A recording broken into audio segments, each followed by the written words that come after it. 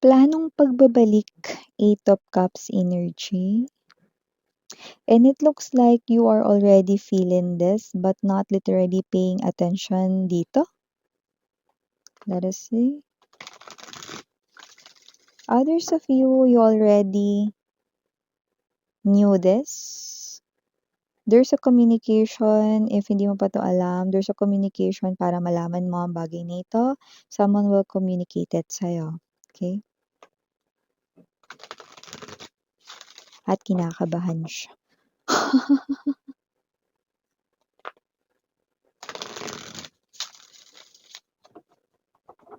Let us see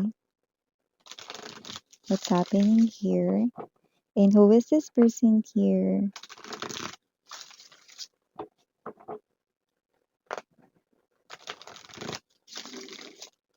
That you're dealing with. Let us see. All together.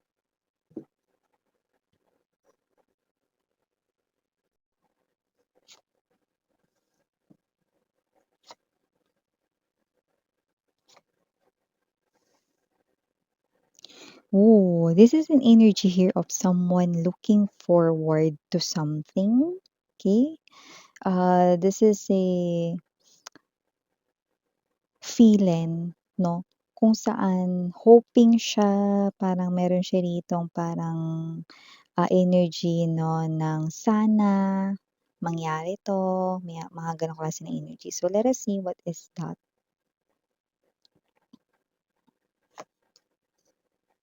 Yeah, definitely an energy here of someone connecting sa'yo. You are appearing here as the Queen of Swords energy. Oh, center of the reading, the Two of Swords. Right beside the Six of Swords. Okay. Bottom of the deck. Okay. Medyo hindi parehas yung energy ninyo. Because if this person here is excited, I don't think you're excited about this. But then, we're gonna talk about this more. Let me just make bate everyone first.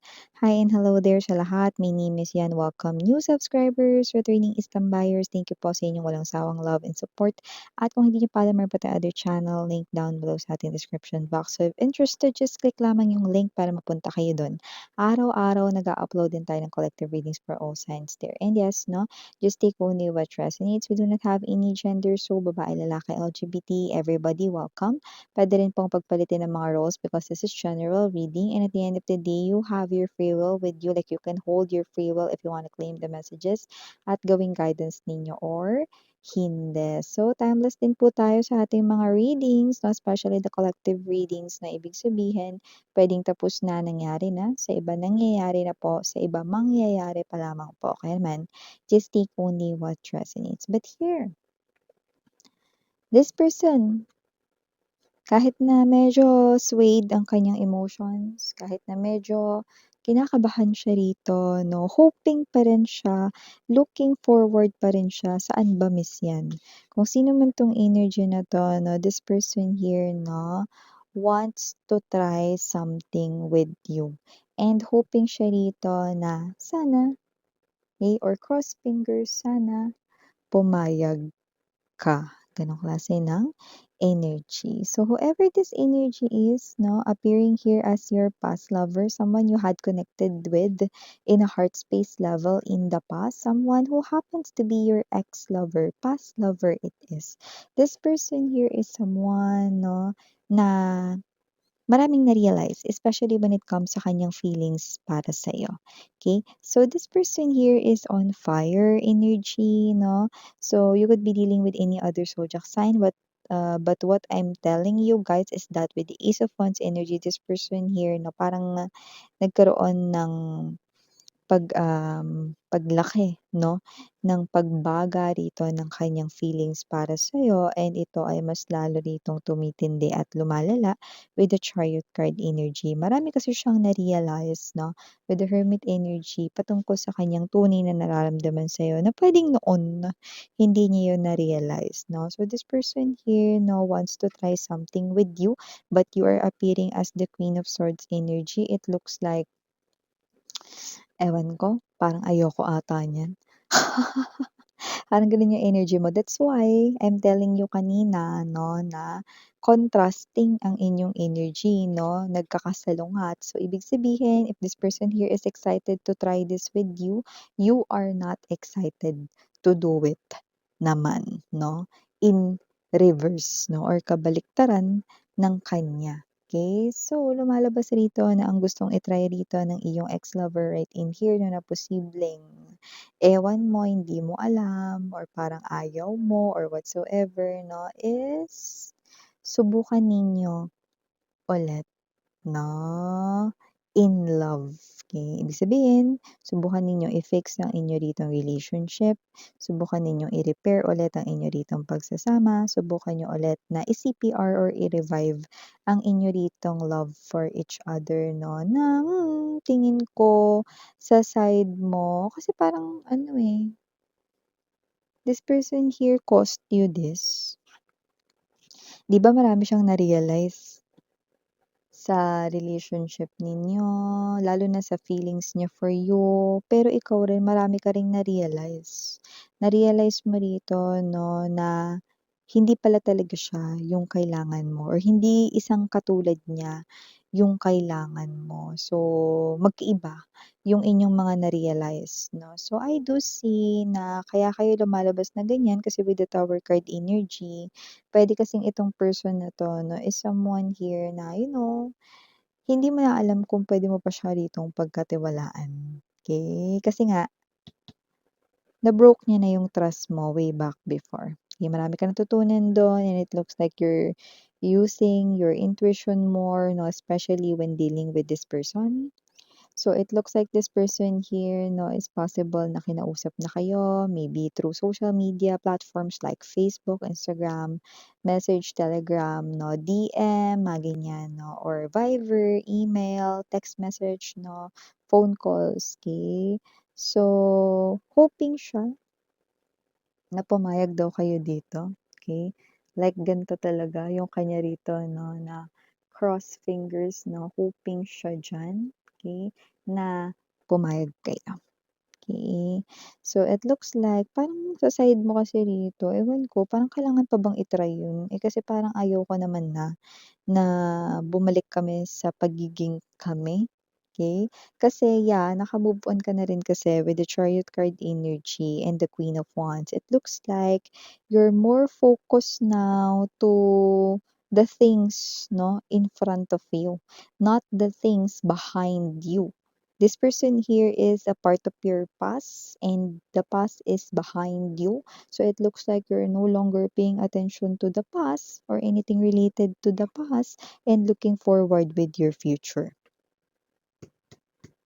Moving on, moving forward here with your life. Okay, so I do see that whoever it is no na mga napipick up nating energies no, ito yung klase ng energy rito no ninyo na yung mga na-realize ninyo no ay mga bagay rito na kabaliktaran 'no, ng kanya. Kasi dito sa mga na-realize ninyo 'no, lumabas rito na ayaw niyo ng maka-deal yung isang klase ng tao na katulad niya 'no, pero siya naman dito gusto niya ritong ayusin 'no, or i-repair ang inyo ritong issues na dalawa or nakasira sa inyong pagsasama 'no. This is someone here who wants victory out of this, connection and this person here 'no, from having that kind of sirang relationship dati, willing na siya ngayon bigyan kayo rito ng commitment. However, it looks like ayaw mong i-try itong bagay na 'to, eh. Ayaw mo na subukan ulit with this person 'no, or literal na puwedeng ayaw mo na lang talaga. Kasi yung mga energies rito na, "Ay naku, ayoko na talaga miss 'yan." Hindi dahil sa baka puwede niyang ulitin ulit 'yun, hindi, hindi ko na rin talaga alam yung feelings ko kung meron pa akong feelings para sa kanya. So, ewan ko, 'wag na lang siguro. For a lot of you, this is you, hindi mo na alam kung gusto mo pa ba talaga yung tao na 'yan or hindi na, or ikaw ito 'no, na naka-move on ka na kasi rito ng tuluyan kaya marami sa inyo yung hindi niyo siya rito pagbibigyan. Look at that. Center of the reading is your energy right next to the Queen of Swords is an indication that you're being closed off to this person's here, no, na favor. Kasi kahit na parang ito ay bagay na subukan lang naman ulit, no, itry mo lang ulit, no, para makita mo yung pagbabago sa kanya, parang hindi ka na interesado. Yeah, 'di ba? So for a lot of you, I do see that you've already moved on, but yeah, are hearing that song. Can't we try just a little bit harder? Can't we give just a little bit more? You know? So, yeah, this person here, no, could be wanting you to see na nagbago na siya rito. However, parang it's useless na. Hindi na yun nagmamatter or hindi na yun mahalaga for you because you're now looking forward to the things in front of you and not the things behind you. 'Di ba?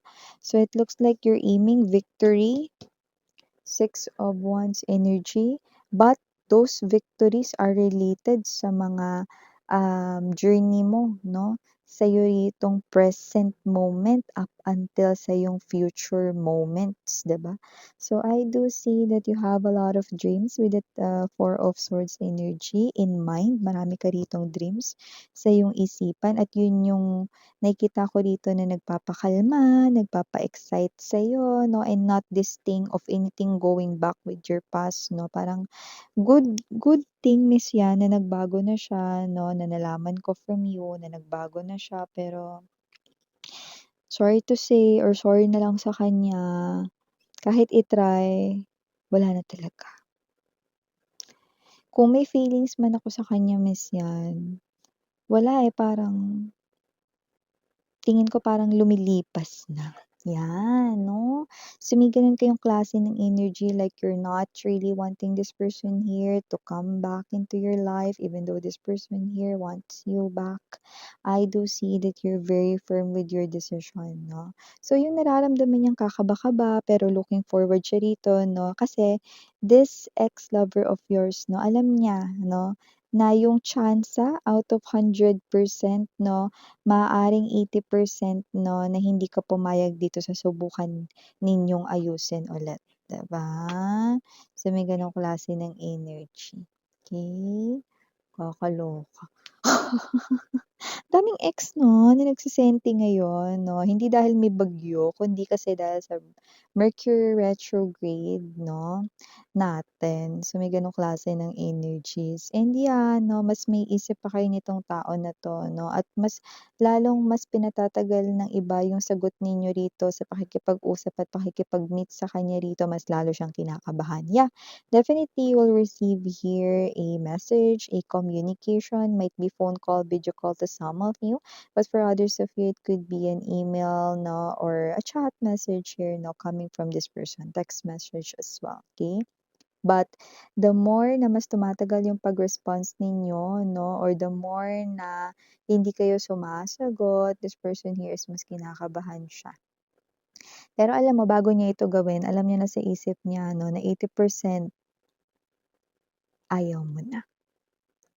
Yeah, may gano'n na siya, okey?